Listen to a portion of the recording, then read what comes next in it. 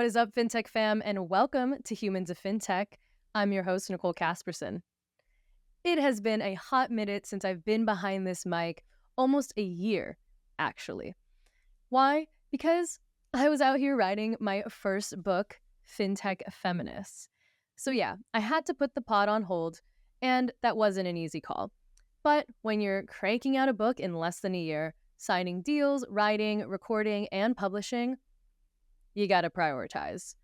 But here's the thing. Most of the interviews that made it into this book, they came straight from this podcast. And today's episode, it was recorded right before I signed my book deal, which means I've been sitting on this epic conversation for nearly a year. But now I'm finally ready to drop it because the insights are just as valuable today as they were then. So to bring back Humans of Fintech and kick things off with a bang, get ready for this powerhouse conversation, which is also featured in this book with a fintech icon, trailblazer, and absolute queen. Please enjoy this conversation with the founder and CEO of Ellevest, Sallie Krawcheck. Let's get into it.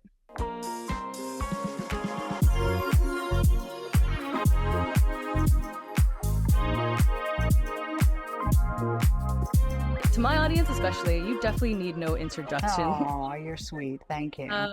I do feel like a lot of the women in my audience and a lot of the people in my audience are fintech entrepreneurs, founders, builders. So you are like the inspiration, right? You have set the trail for a lot of us to follow in your footsteps. And thank you so much for that. But first and foremost, welcome to Humans of Fintech. I'm so excited to have you here. Thank you. Good to be here. Yeah, and I always love starting these questions off with first, how are you? It is Friday. Are you in New York? It's fall. It's still fall right now. I'm in New York and it's picture perfect fall as well. It's crisp and it's sunny and it's low humidity. It's all the greatest season of the year for New York. The marathon, Thanksgiving coming up, Christmas, it just doesn't get any better than that, does it? No, I don't think so. It's that perfect time before it gets so cold and dark and depressing. So if there's a time, to think about getting your money mindset right, maybe now is the moment.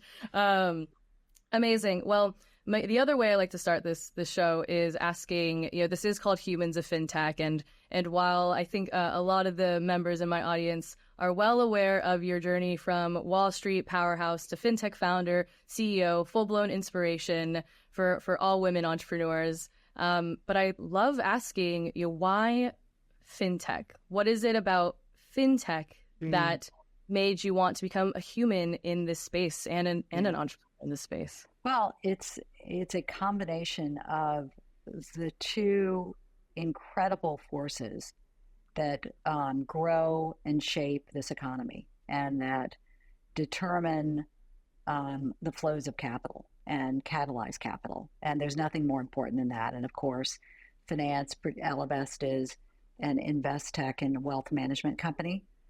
So we are here to help women and our allies grow their wealth. What's more powerful than that? And as they grow their wealth, they allocate their wealth. What's more powerful than that? Where does that money go?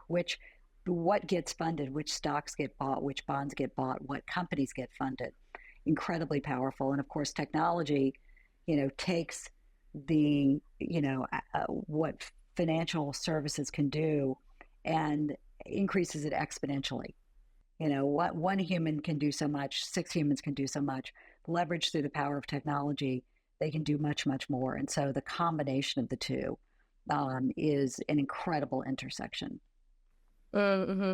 I mean, that's what drew me in as well. And then the more I, kind of intersected into the fintech universe and gotten to know more of the people in it, I came to learn that, so I'm coming off the heels of Money 2020. And it's so funny because during Money 2020, if you have some, sometimes they bring like comedians and stuff to do funny bits at a technology conference to, modernize it and make it culturally relevant.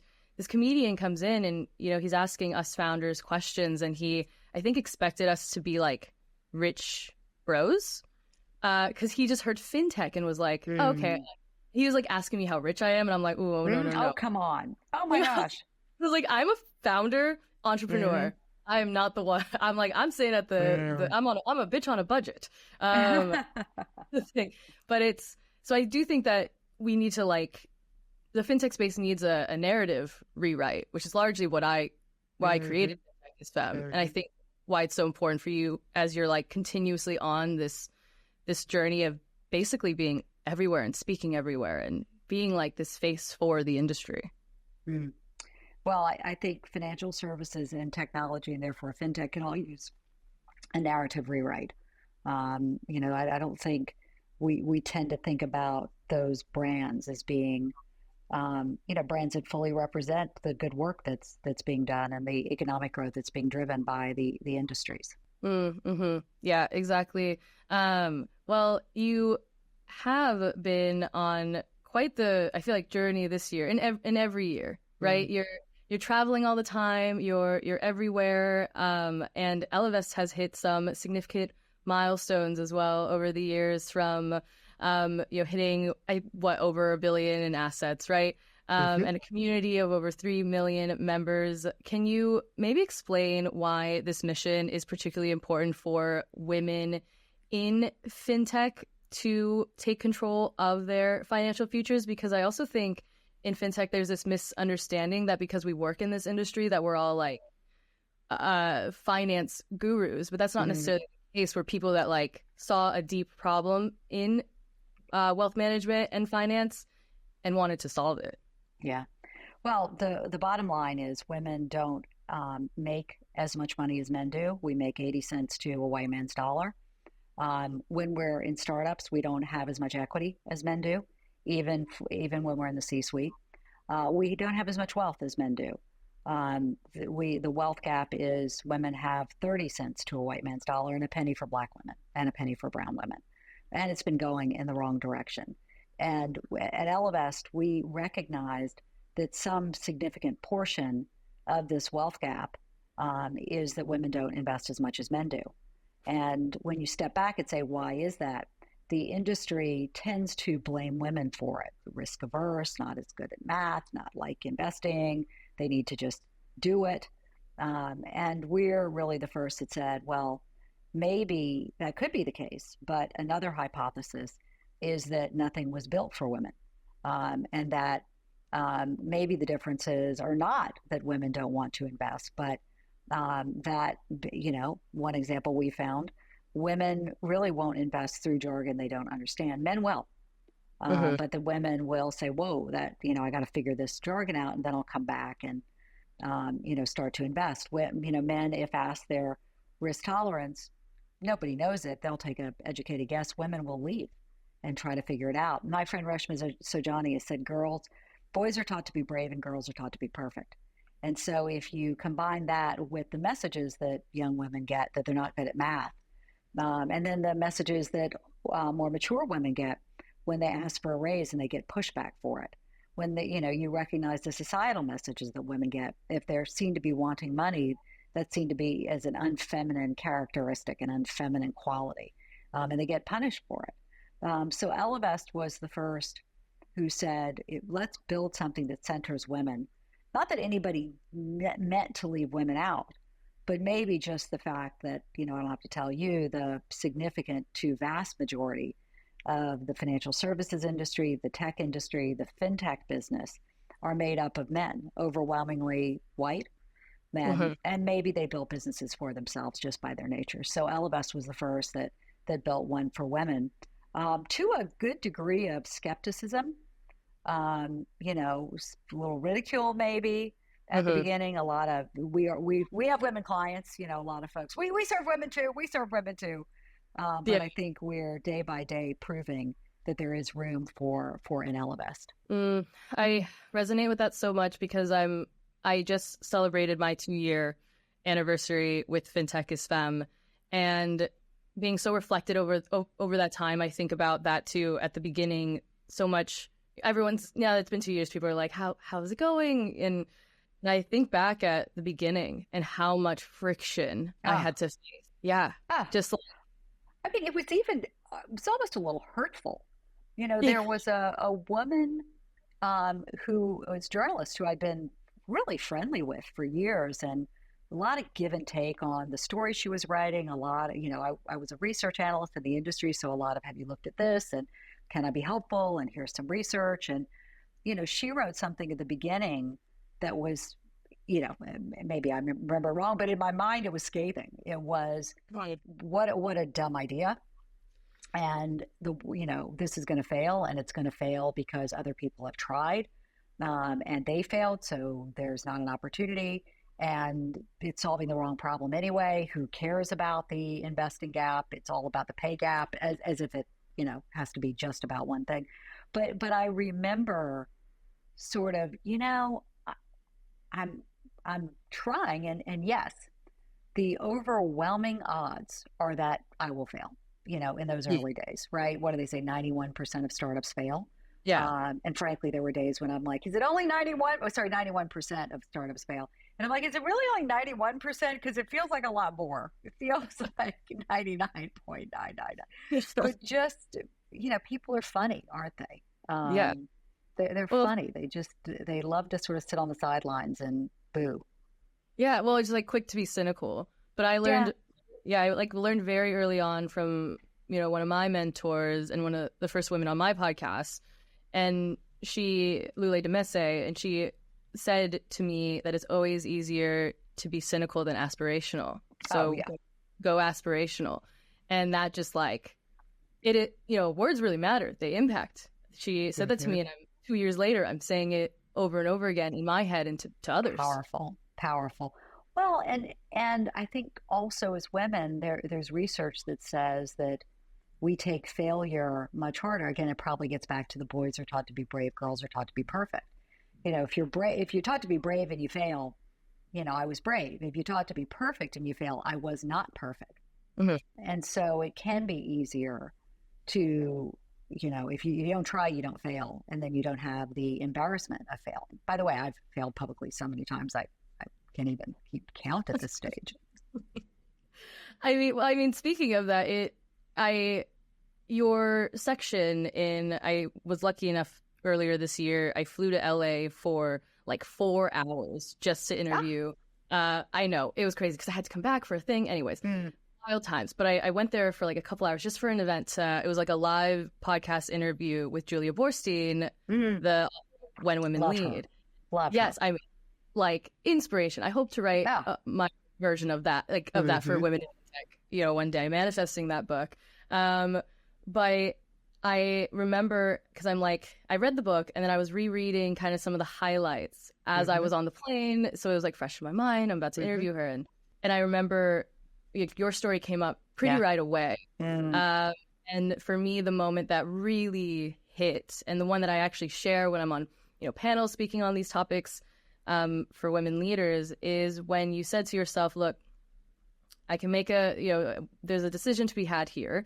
And the decision got a lot easier for how I'm going to respond, whether ethically or keep my job.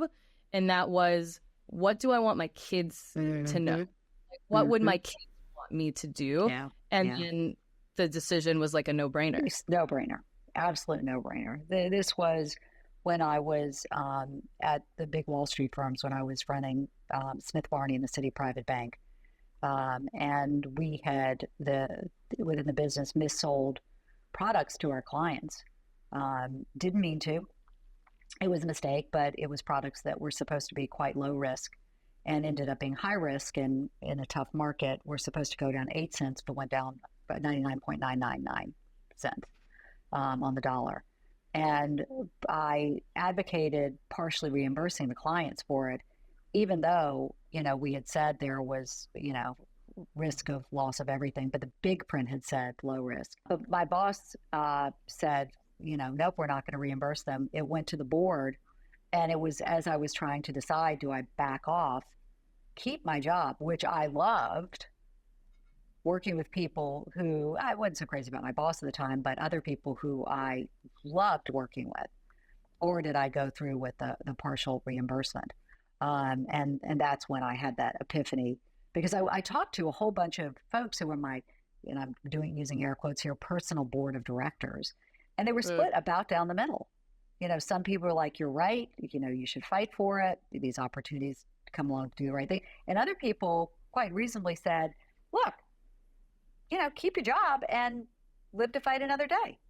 Yeah. You can't win them all. You did what you did, but you go to the board, you're going to lose your job. And who wins from that? Nobody. And so it was tough until I, sat back and thought, if my kids were with me in the board meeting, what would I want them to see? And it cost me a lot of money. And it cost me a job that I loved.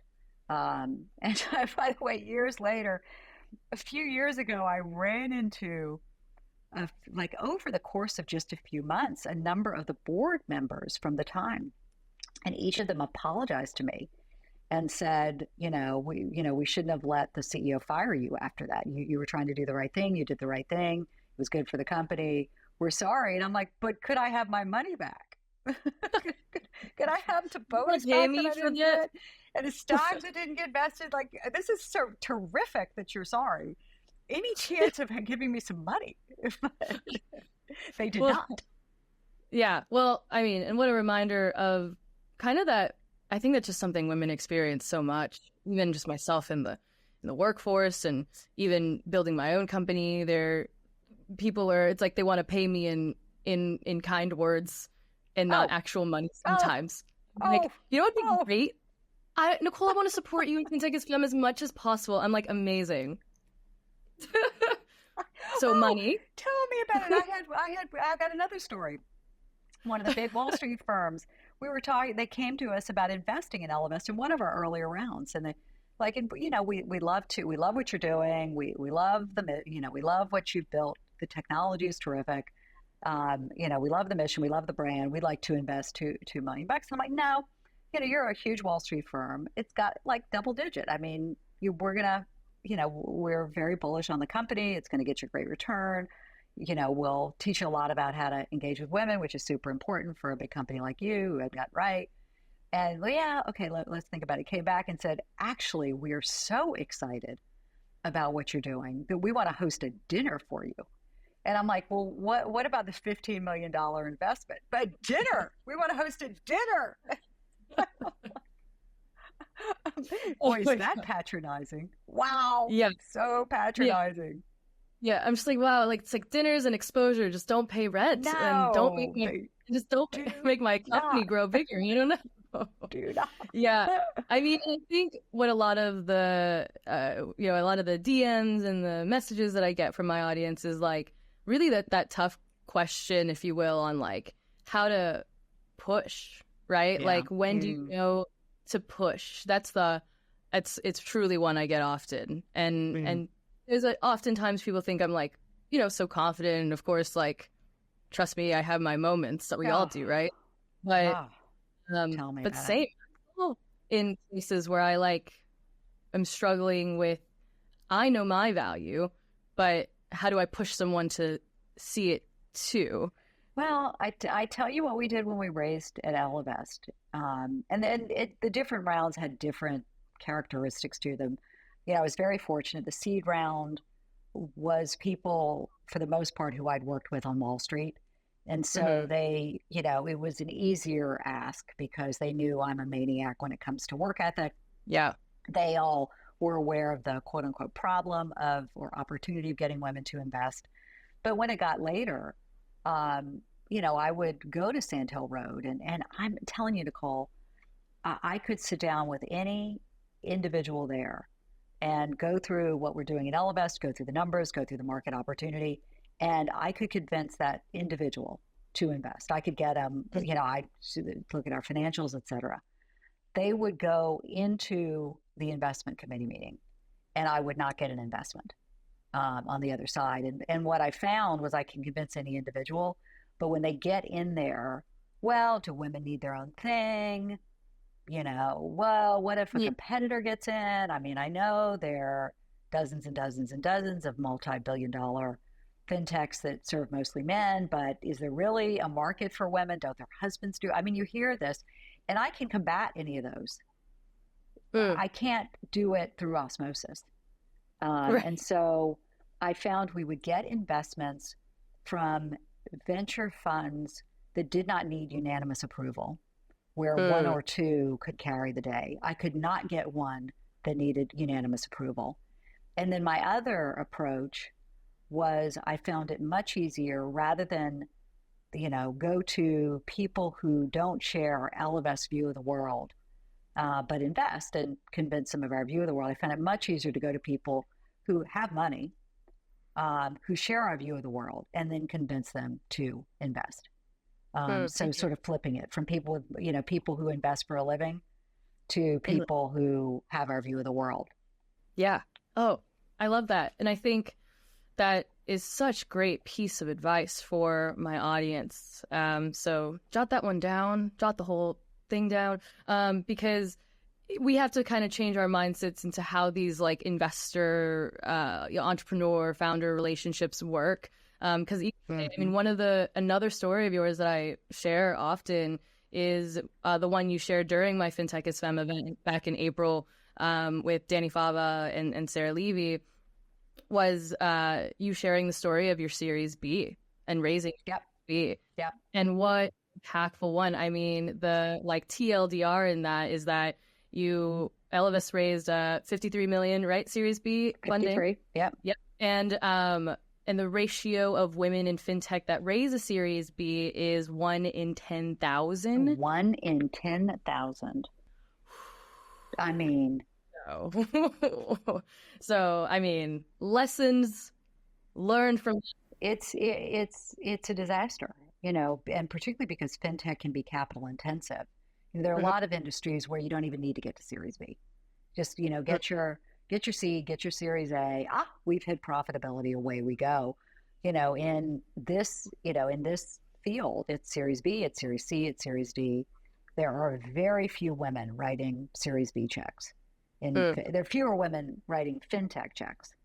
And then you get to Series B, the bigger checks, and they're almost none. And we found a couple of them, but they're almost none. So it's, that how do you find people who agree with your view of the world and get them to write a check? We ended up, getting 700 new investors in because we did a series of special purpose vehicles, SPVs, that we, as we were in our travels, we'd have a woman investor sort of raise her hand and say, I'm a seed investor, I'm a Series A investor, I have an investing circle, we're obsessed with Ellevest. I can't meet the minimum, but could I bring in a group of my friends? We form an SPV. We count as one investor on your cap table. Could you, I just need you to do a Zoom, need you to send the deck, and, I'll distribute out your investment update.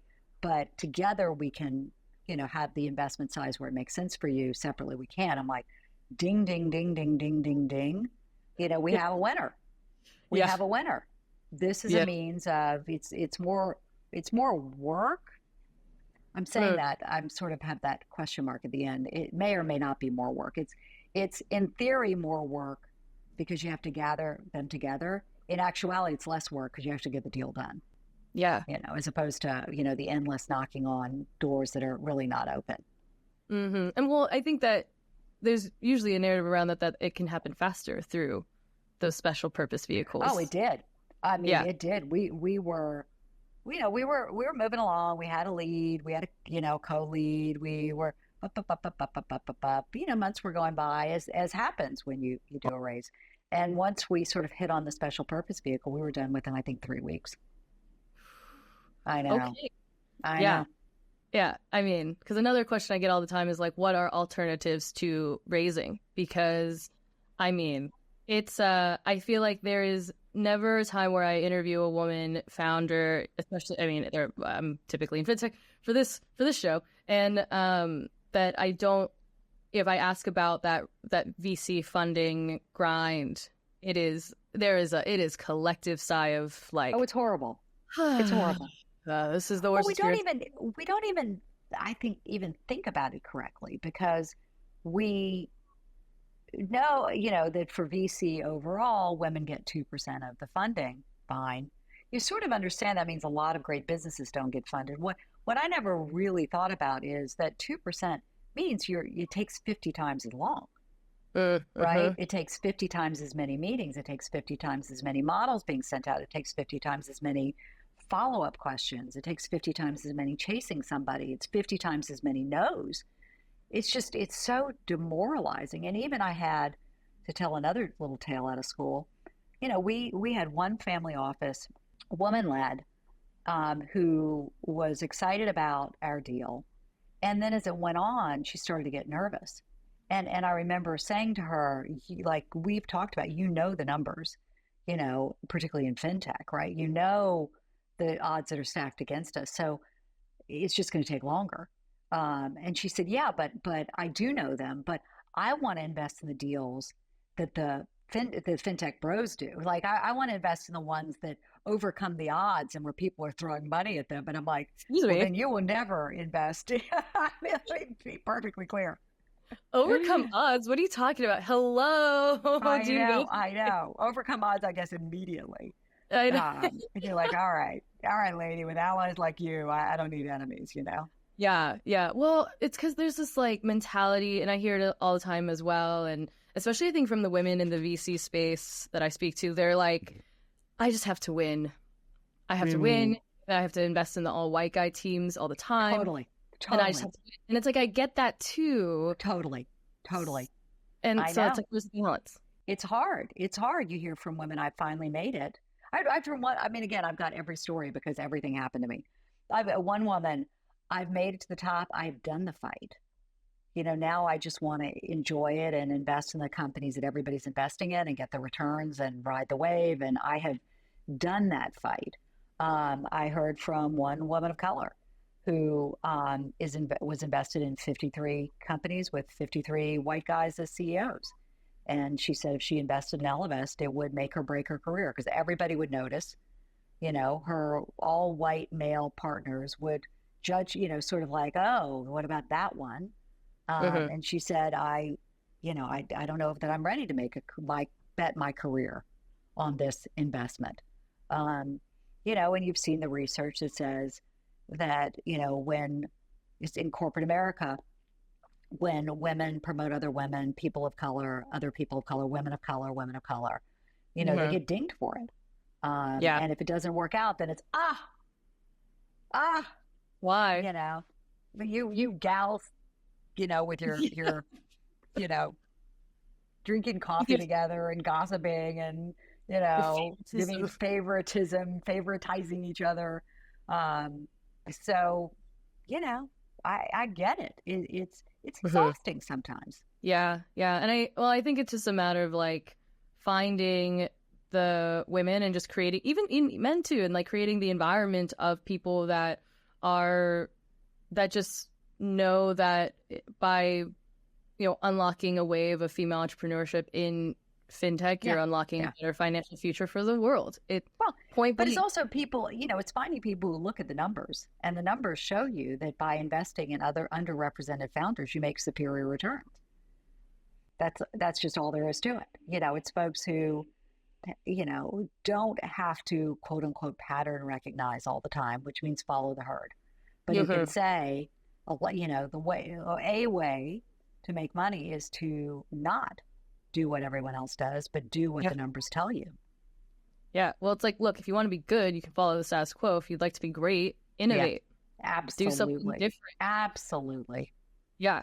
And I feel like maybe that was the mindset too for you in a way. I mean, like you've shared, you've kind of been through like it all in terms of the business world. And I'm loving the sharing of the stories because I think it's just so important. For me, it's giving like when Beyonce is vulnerable, or Taylor Swift's vulnerable. Like we have to see like these leading amazing women in the space that seem to, because there's this, we go on the stages and we do the thing and we're on the internet and we're on social media and we're on LinkedIn and we do our newsletters and it feels like we are nothing but success. But the reality is there's a ton of vulnerability here, but it's the most powerful thing that we have. I had a couple of my investors say, do not share the fact that the raise was difficult. That what you need to position it as, people were throwing money at us. We turned money down. Yeah. And I understand why. I totally get it. I've seen, women entrepreneurs who raise money and they're like, oh my gosh, and I did it, while I was giving birth. you're like, I get it. I get it. But I don't think it's, I don't think it's helpful. I think then if you do that, then when the next group comes along and they're raising money, it's hard, then they're, I think, more likely to quit because they'll say, well, it's supposed to be super easy. Whereas just going in, be prepared, just know it's going to be hard. You're going to get literally, 50 to 100 no's. Just do it, and if you can't stand it, don't get started and save yourself the heartache and save your family the heartache. But know what's going to happen. And then if it's better, fantastic, but recognize it as opposed to, oh, geez, you get the first no and you crumble because you're not supposed to get a no. Yeah. Well, and I think it's for you, right, to go out there and back to that, like, the Taylor Swift Beyonce analogy, right? For you to go out there and be real about the challenges, it puts a halt to the perpetuating the cycle of, oh no, walk in. I totally, but yeah, I'm gonna reject the Beyonce Taylor Swift analogy, even though I'm incredibly flattered. That being said, nobody works harder than those two women. Yeah. The reason they're so great is they're 1000% talented, but the work that they put in is unmatched, absolutely unmatched by anyone. So, I guess if you're trying to be the Taylor Swift or Beyonce of fintech, just know it's just, there's no way around the hard work. It isn't, these entrepreneurs' tales of serendipity and, immediate product market fit. Well, and I think that what's important about, those two, and thank you for mentioning the work part, because I think it can be easy on the outside for people to see a successful human and think like, oh, they're just getting like, oh, well, Sallie's well known. She's doing, she's probably getting everything because she's famous and well known and been in magazines and stages and everything. But that's not like the reality is that you are working. Like I travel a lot for work. I know how hard it is to go on, but I've only been doing it for like a few years. So to do it for a career, for a lifetime, it's like psycho. It's absolutely psycho. Like I'm ready. I have to like mentally prepare myself. Like this is the pathway I have created for myself. And I think what you have to remember is life is the journey. It's not the destination, and you have to keep that in mind because for years, I feel like I'm grandma here telling the back in the day, but for years I'm going to relax after the board meeting, or I'm going to relax after the promotion. I'm going to relax after this big project or this whatever. It's, you can't wait to have fun. Right. If you're not having fun along the way, and again, entrepreneurialism is really not for everybody, but if you're not having fun all the way, call it quits. Because it doesn't get fun. There isn't a moment when you're just like, we did it. You raise your Series A, it's great for a day, and then you're like, oh shit. Then it's on to the next thing. I got to perform. Yeah. You bring in money. That is not free. That is expensive capital. And you have got results that are in that deck that you need to hit. And whenever any of us raise money, you maybe not 1,000% sure how you're going to hit every single metric. And so you got to start figuring things out. And, particularly in fintech, the environment, can change on you, as we've seen, over the past couple of years as well. Yeah, no, and so quickly. And I do think we're entering this, era of women, and, I kind of have been noticing, and like I said, coming off the heels of 2020, that there's a lot more women in fintech leadership positions, even if like replacing the male CEO. Bring her in to clean it up. Bring her in to clean it up. And Sallie's like, I know all about this. Remember Julia Bursey's book? All right. I guess that's the trade-off in a male-dominated society. Let's bring her in and clean it up. Yeah, no, and I'm like attending this huge fintech event this year, and I'm like I'm seeing like Stephanie Ferris leading FIS since last December, so of course she's like cleaning up a lot of messes, and then like and dealing with the sheer realities of the world, right? Crypto winter and and inflation and rising interest rates and the whole thing.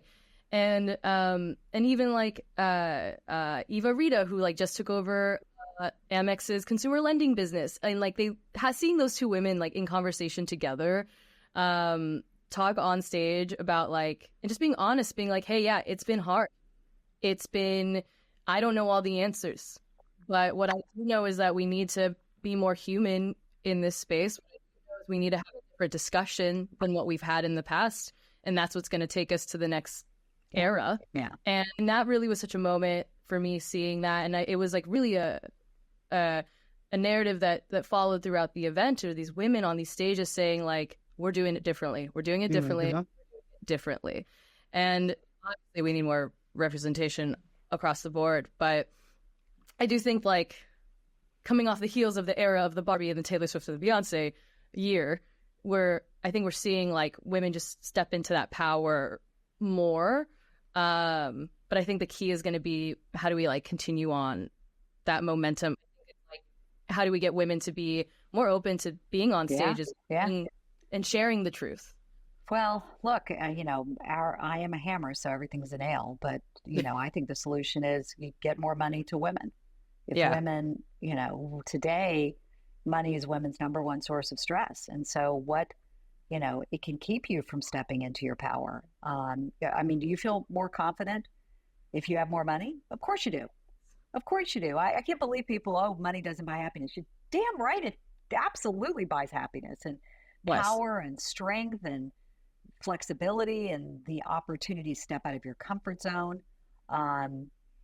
So if we can get more women financially secure, it reduces that stress and enables us to take a little more risk in life, to move from a corporate job to a startup if we have a cushion, to take a turnaround job that we're not sure if it's going to work or not, but let's go for it.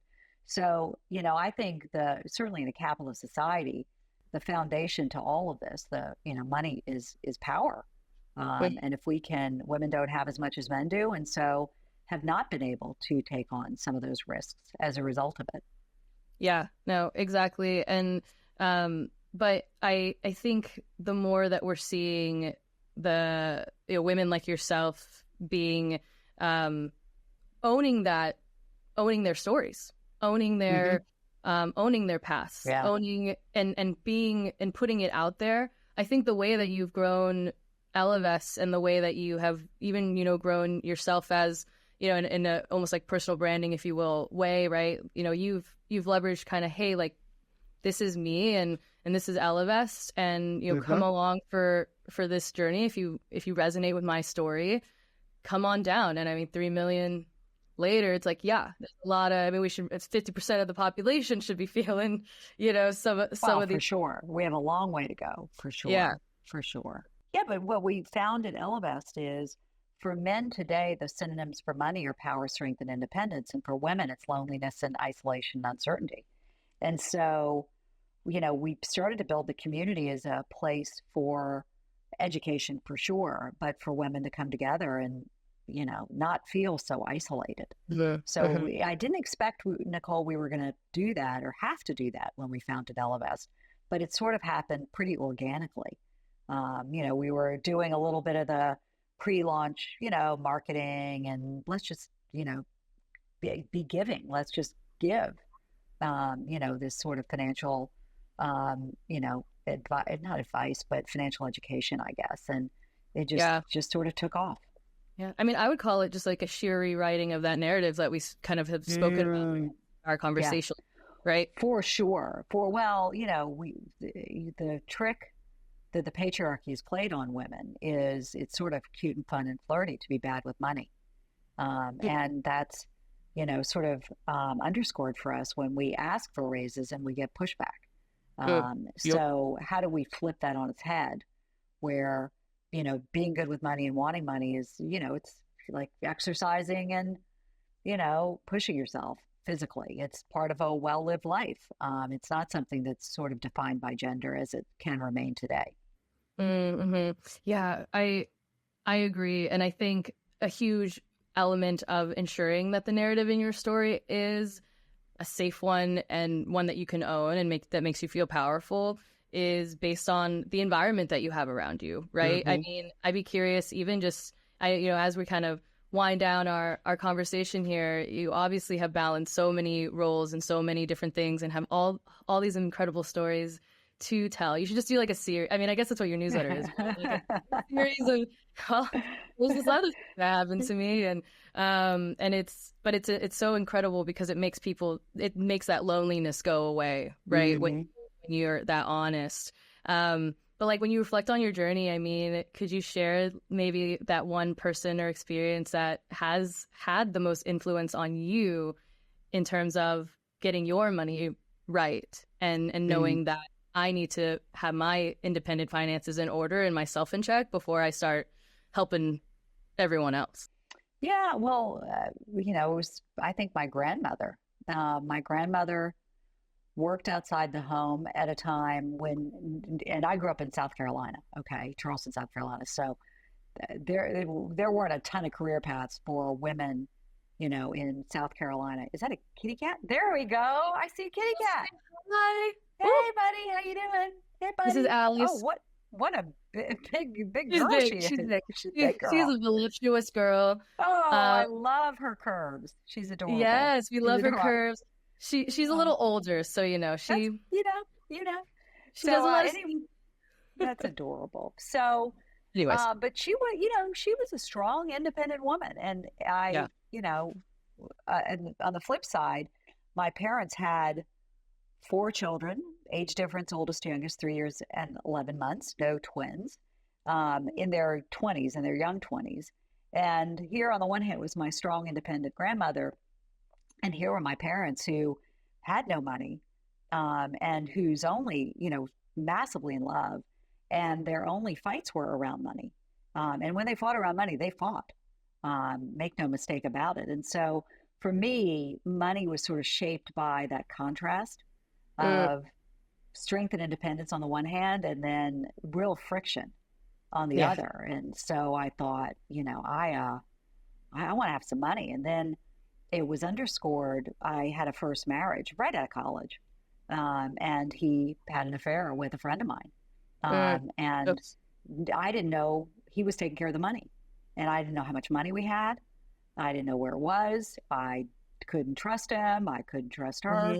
And then okay, I'm never going to outsource money again in my life. And in fact, when women outsource money in their lives, and it comes back to them, because 80% of women die single, when it comes back to them, 74% of women have a negative surprise.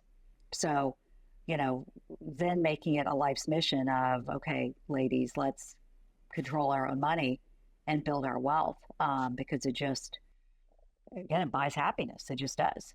Yeah, no, it does. And it buys the ability to be your truest and most authentic self. Absolutely. Which then can stop the perpetuating these cycles of toxicity. Honestly, I fundamentally believe, and back to, we had already mentioned Queen Reshma Saujani, and I also, manifesting her on this podcast eventually, up next. But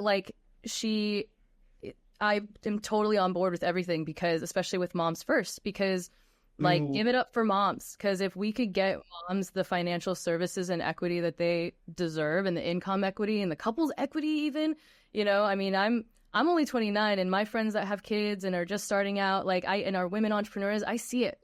They're still struggling with these societal norms of she must build the business, raise the kids, and take them to school, and make the food, and the husband's sitting there and I'm just what is going on? Why is this still happening?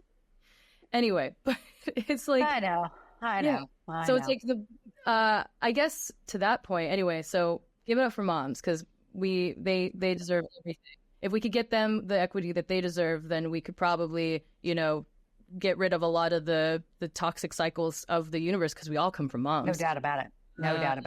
Yeah. But, a lot of the women that listen to this show are entrepreneur moms, in my community, and I see it. They ask me, they're like, how do you do everything, Nicole? And I was like, I don't have kids. How do you do everything? I was like, I have a cat. But I do too.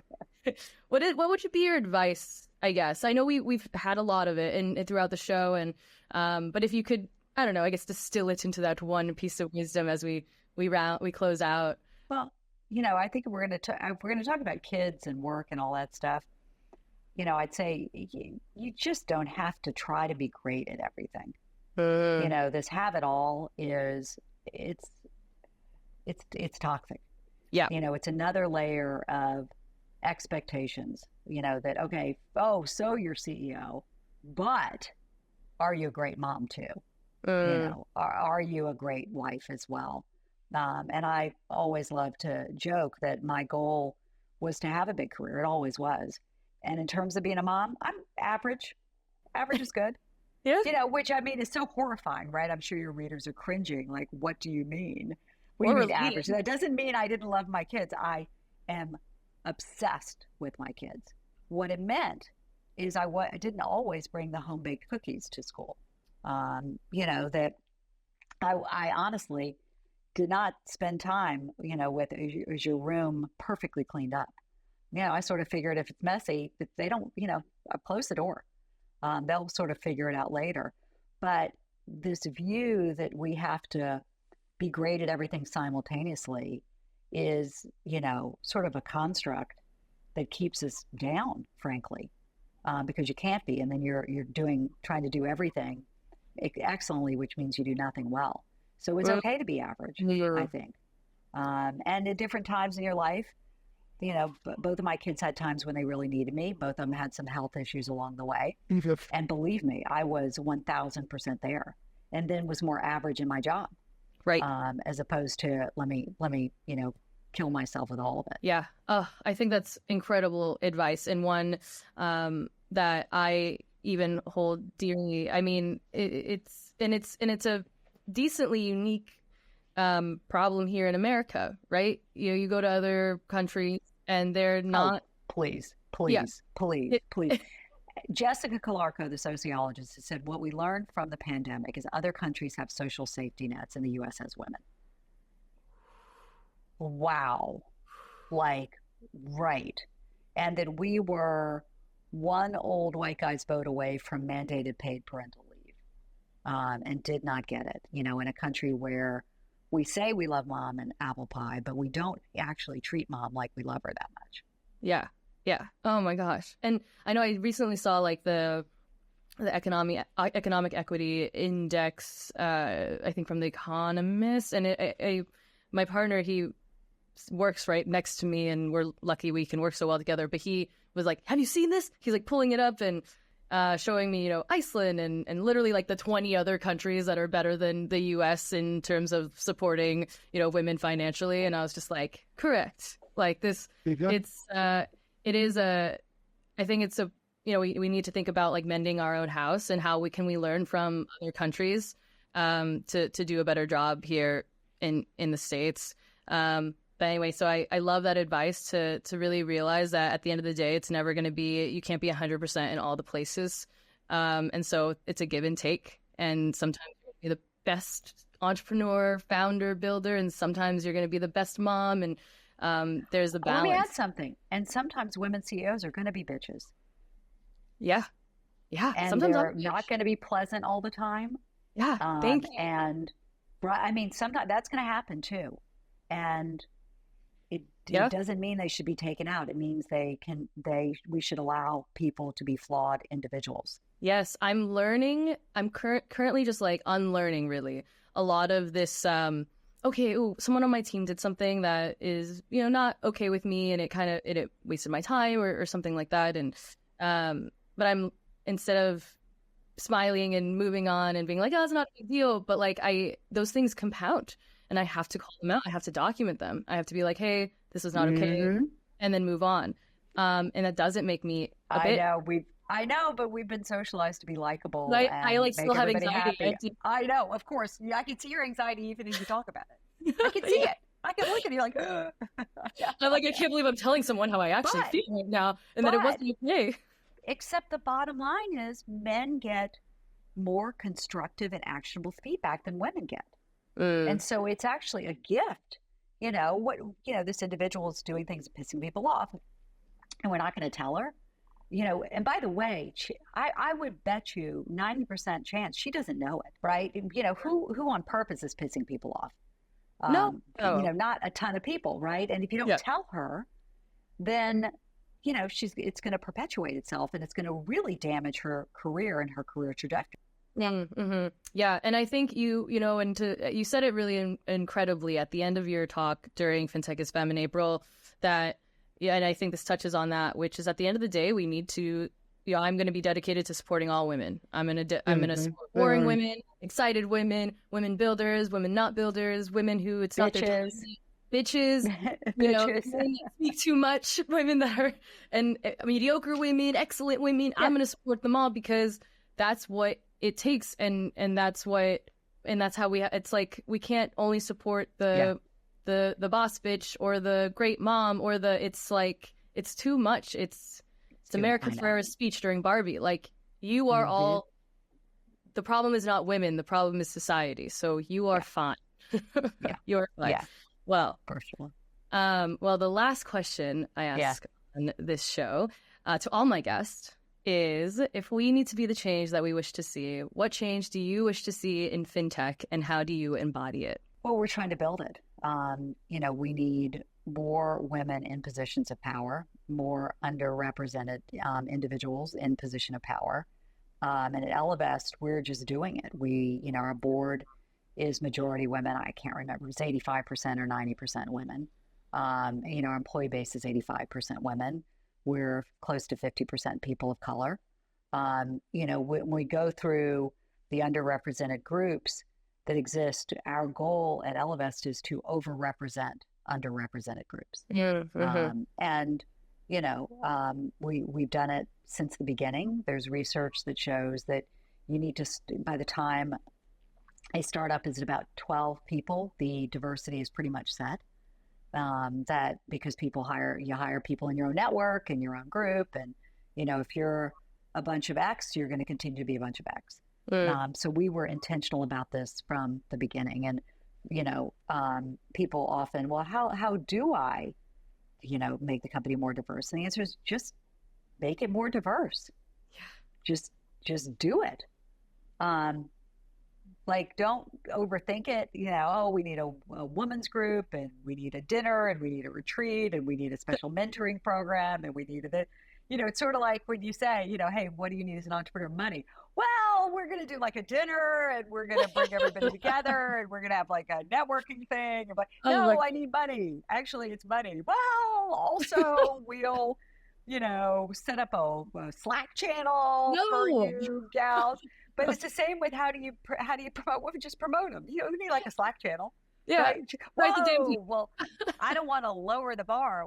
Actually, the research shows by doing it, you increase. You take the bar up, not down. So I think it's a little Nike. Just do it. Exactly. I love that. I love it. Thank you, Nike. I mean, we have to not think about something being for women as being limiting, and I see it in copy. Junior varsity. Yeah. I've seen like a female, and I get it because they like want to appeal to investors and all that good stuff. But and I've seen it in like copy from, women entrepreneurs in fintech building and like sending out their own newsletters and stuff. And I remember seeing one recently that was like, blank company is for women, but not is for women, but not limited to women, and for men too. And I was like, limited? No. Yeah. No, like take the word by the out. way, there's so much wrong with that. It's so many words, and it's so apologetic and all exactly. And I think over the last 2 years for me with Fintech is Femme, it's been I've transitioned from like this year one of like proving myself and being very apologetic, like, oh, sorry, I'm creating a media company and newsletter for women in fintech to feel like they belong here.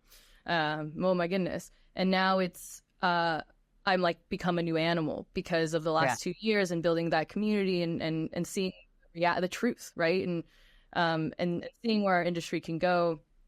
And so it's no longer apologizing, and it's just being matter of fact. This is it. Well, and a little bit of the pushback you get is if you're for women, a lot of people then think you're against men. Right. And that doesn't mean you're against men. It means you're for women. It's okay. But we're so used to society as it is that, whoa, what about them? What about them? Mm-hmm. Well, we're centering women in our universes, which inherently centers everyone, right? There we go. That's my exactly. girl. That's it. That's a wrap. Sallie, thank you so much for joining me on Humans of Fintech. It's been such a pleasure catching up. And Nicole, I love your work. Keep up the great work. I really do love it. Oh, thank you. Thank you so much. Thank you so much for tuning into this episode of Humans of Fintech. If you loved it, be sure to hit subscribe, and I'll see you next time.